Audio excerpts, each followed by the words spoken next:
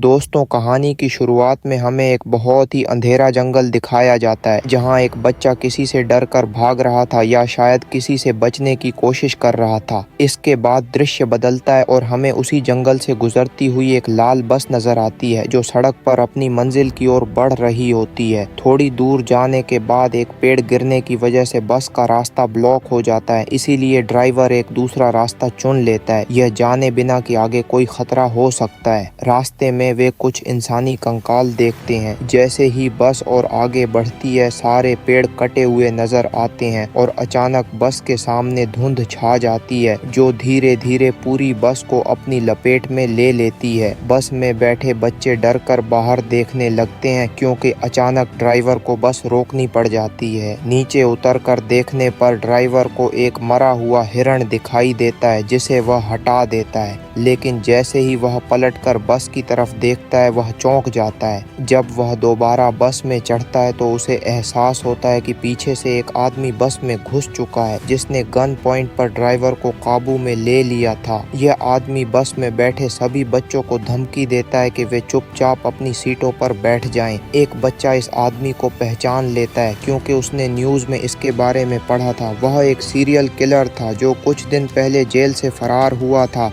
सबसे डरावनी बात यह थी कि वह सिर्फ टीनेजर्स को ही निशाना बनाता था, यानी वह एक साइकोपैथ था। उस कातिल के कहने पर सभी बच्चे अपने मोबाइल फ़ोन खिड़की से बाहर फेंक देते हैं और बस का ड्राइवर सफ़र जारी रखता है। रास्ते में वह एक साइन बोर्ड को नज़रअंदाज कर देता है जिस पर लिखा होता है कि वे एक वीरान मिलिट्री जोन की तरफ जा रहे हैं जहां सालों पहले रिसर्च की गई थी, लेकिन अब वहां कोई इंसान नहीं रहता। बस एक सुरंग में दाखिल हो जाती है जहां रोशनी जल रही होती है, लेकिन जैसे ही वे कुछ दूर जाते हैं बस अचानक रुक जाती है। तब उन्हें पता चलता है कि बस का इंजन खराब हो चुका है।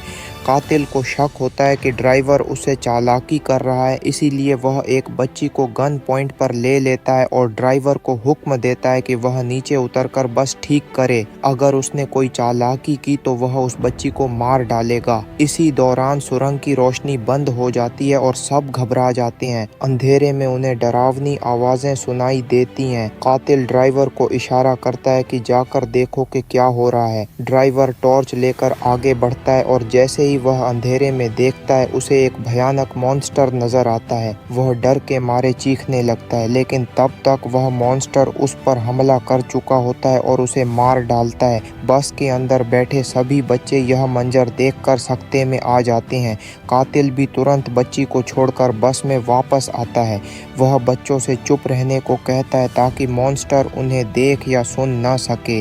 वह जल्दी से बस स्टार्ट करने की कोशिश करता है, लेकिन तभी उसे एहसास होता है कि बस की चाबी ड्राइवर के पास थी जो अब मर चुका था। वह बच्चों में से एक लड़की को भेजता है कि वह जाकर चाबी ले आए।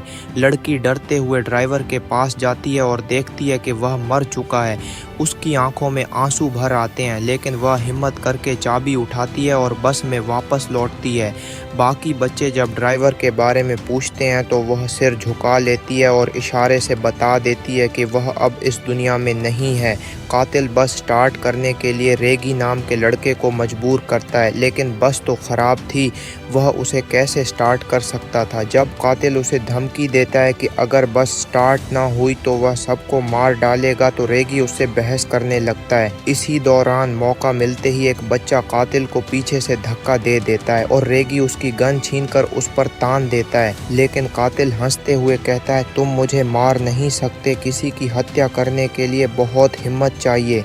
इससे पहले कि रेगी कुछ कर पाता, बस के बाहर अजीब सी आवाज़ें आने लगती हैं जिससे सबका ध्यान बंट जाता है। इसी दौरान कातिल तेज़ी से गन छीन लेता है।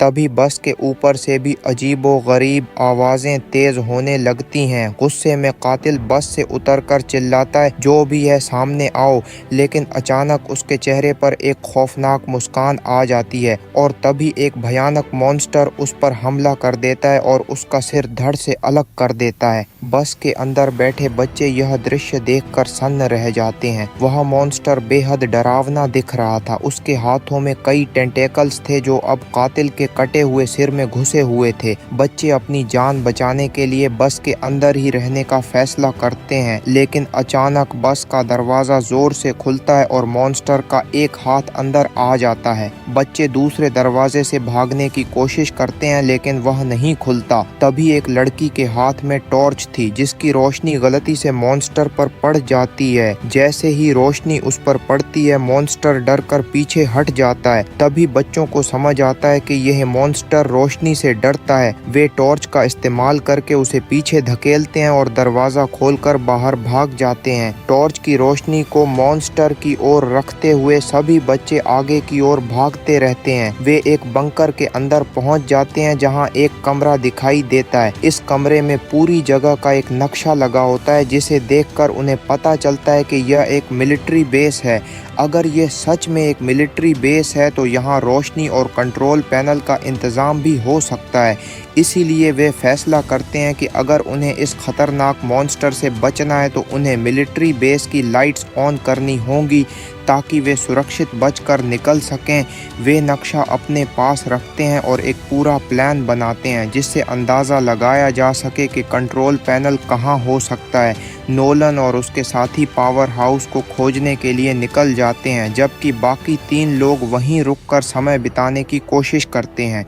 इसी दौरान एक लड़की कहती है कि उसे वॉशरूम जाना है, लेकिन वह बहुत डरी हुई थी, इसलिए रेगी उसके साथ जाता है। रास्ते में रेगी उसे बातों में छेड़ने लगता है, लेकिन वह उसका कोई जवाब नहीं देती। कुछ देर बाद जब रेगी पीछे मुड़कर देखता है तो वह चौंक जाता है, क्योंकि लड़की वहाँ थी ही नहीं। वह घबराकर उसे ढूंढने लगता है और जोर जोर से चिल्लाने लगता है। उसकी आवाज़ सुनकर बाकी दोस्त भी सतर्क हो जाते हैं और सभी मिलकर लड़की की तलाश शुरू कर देते हैं। आखिरकार वे एक जगह पहुंचते हैं जहां उन्हें लड़की दिखती है, लेकिन वह खतरे में थी। एक भयानक जीव उसके ऊपर झुका हुआ था और उसे खाने ही वाला था। लड़की डर के मारे कांपने लगती है, लेकिन रेगी हिम्मत दिखाता है और मशाल की रोशनी से उस जीव को भटकाने की कोशिश करता है। इस बीच दूसरा दोस्त जल्दी से लड़की को बचाकर वहां से भाग निकलता है। वे दोनों बिना पीछे देखे भाग रहे थे, यह जाने बिना कि रेगी उनके पीछे है या नहीं। असल में रेगी के हाथ से मशाल गिर जाती है और पानी में बुझ जाती है। अब वह जीव रेगी पर हमला करने ही वाला था। उसके अजीबो गरीब मुंह से खून जैसा कोई गाढ़ा तरल टपकता है, जो सीधे रेगी के चेहरे पर गिरता है। तभी बाकी दोस्त जब रेगी के पास पहुंचते हैं तो वे स्तब्ध रह जाते हैं। वे बेबस खड़े होकर कुछ भी नहीं कर सकते थे। वह जीव रेगी को मारने ही वाला था, लेकिन ऐन मौके पर बेस की सभी लाइट्स ऑन हो जाती हैं, जिससे वह भयानक जीव डरकर भाग जाता है। अब इन लोगों को समझ आ जाता है कि उनके साथियों ने पावर हाउस खोज लिया है। नोलन और उसके साथी जो लाइट्स ऑन करने में सफल हो गए थे, उन्हें एक कमरा मिलता है जहां एक लाश पड़ी होती है। वहां ढेर सारी तस्वीरें और नोट्स बिखरे पड़े थे, जो सिर्फ उस खौफनाक जीव के बारे में थे। ऐसा लग रहा था कि किसी ने इस मॉन्स्टर पर काफ़ी रिसर्च की थी, लेकिन उसे मारने में नाकाम रहा। अब इन लोगों की यही कोशिश थी कि किसी भी तरह यहाँ से बचकर निकला जाए। इसीलिए जब वे आगे बढ़ते हैं तो दूर से उन्हें एक अजीब सा साया नजर आता है। दोनों घबरा जाते हैं और सांस तक रोक लेते हैं, ये सोचकर कि शायद वह वही भयानक मॉन्स्टर है। लेकिन जब वे गौर से देखते हैं तो उन्हें एहसास होता है कि यह कोई मॉन्स्टर नहीं, बल्कि उनके ही तीनों साथी थे। उन्हें देख कर सभी खुश हो जाते हैं और उनके पास भागते हैं, लेकिन यह खुशी बस कुछ ही पलों की थी, क्योंकि उन्होंने देखा कि कोई की गर्दन पर एक गहरा घाव था जिससे खून बह रहा था। अब सब सोचने लगते हैं कि कोई शायद उस मॉन्स्टर से संक्रमित हो चुकी है।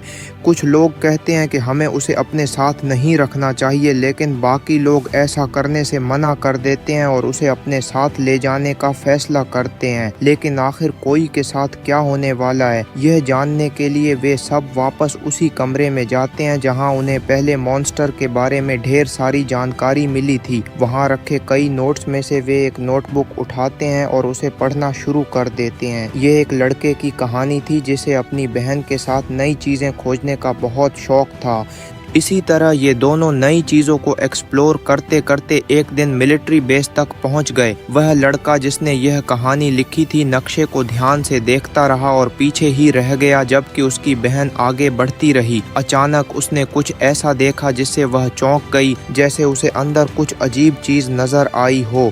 पीछे खड़ा उसका भाई जब उसकी ओर देखता है तब तक बहुत देर हो चुकी थी। सुरंग के अंदर से चीखने चिल्लाने की आवाजें आने लगीं, जिससे वह डर गया और अपनी बहन को बचाने के बजाय जंगल की ओर भागने लगा ताकि अपनी जान बचा सके। यही वही सीन था जो हमने फिल्म की शुरुआत में देखा था। उस समय यह बच्चा वहां से भाग निकला, लेकिन इस घटना की याद उसके दिमाग में हमेशा के लिए छप गई। उसके दिल में यह बात बैठ गई थी कि उसकी लापरवाही के कारण उसकी बहन मारी गई और अब वह उस चीज से बदला लेना चाहता था जिसने उसकी बहन को मार डाला था। सालों बीत गए लेकिन वह कुछ भी नहीं कर पाया। उसने इस मॉन्स्टर पर रिसर्च की, इसके बारे में एक एक चीज जानी। उसने यह योजना बनाई कि वह इस मॉन्स्टर को कैसे मार सकता है। उसने इसे खत्म करने के लिए एक मशीन तक बना दी थी, लेकिन इससे पहले कि वह कुछ कर पाता मॉन्स्टर को उसकी मौजूदगी का एहसास हो गया और उसी ने उसे मार डाला। उसके लिखे गए नोट से इन सभी को यह भी पता चलता है कि यह मॉन्स्टर जिस पर भी हमला करता है या जिसका खून छक लेता है उसे हर हाल में मार कर ही रहता है। और अब सबसे बड़ा खतरा कोयनी पर था। ये लोग तय करते हैं कि वे कोयनी को बचाने के लिए लड़ेंगे और जो काम उस शख्स ने शुरू किया था उसे पूरा करेंगे। वे उस मशीन को ठीक करेंगे और इस मॉन्स्टर को हमेशा के लिए खत्म कर देंगे। लेकिन कोयनी कहती है, नहीं, मेरी वजह से कोई भी अपनी जान खतरे में नहीं डालेगा। लेकिन उसके सभी दोस्त अच्छे थे। वे कहते हैं, नहीं, हम सब यहाँ से जिंदा बाहर निकलेंगे। यह सोचकर वे एक दूसरे को गले लगाते हैं और फिर एक साथ अपने प्लान पर काम करना शुरू कर देते हैं। कुछ ही देर बाद वे उस आदमी की बनाई हुई मशीन को प्राप्त कर लेते हैं जो अब पूरी तरह से काम कर रही थी। यह देखकर वे बहुत खुश होते हैं, लेकिन अभी भी एक अहम काम बाकी था, उस मॉन्स्टर को मशीन के सामने लाना। इसके लिए वे एक जाल बिछाते हैं। कोयनी के खून से भीगे हुए कपड़े एक खाली जगह पर रख देते हैं ताकि मॉन्स्टर उन्हें सूंघकर वहां तक आ जाए। थोड़ी दूरी पर उन्होंने कोयनी को भी खड़ा कर दिया था ताकि मॉन्स्टर सही जगह पर पहुंचे और जैसे ही वह वहां पहुंचे वे मशीन चालू कर दें और उसे मार डालें। उनके प्लान के मुताबिक मॉन्स्टर उनके सामने आ भी गया।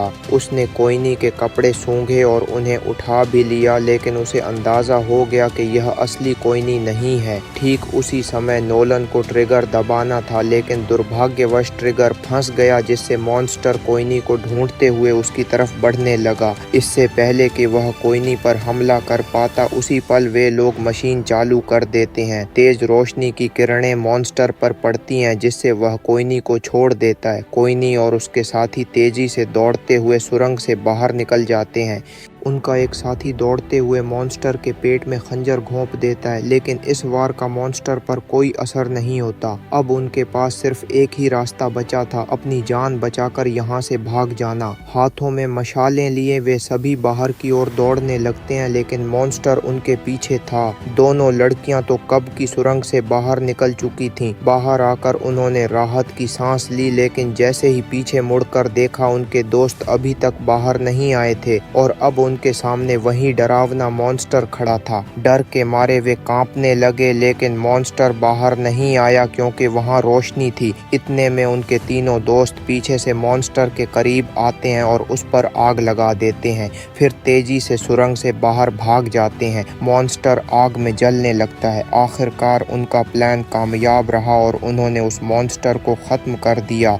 सभी की जान बच गई और न सिर्फ अपनी बल्कि उन्होंने यहाँ आने वाले हर संभावित खतरे को भी खत्म कर दिया था।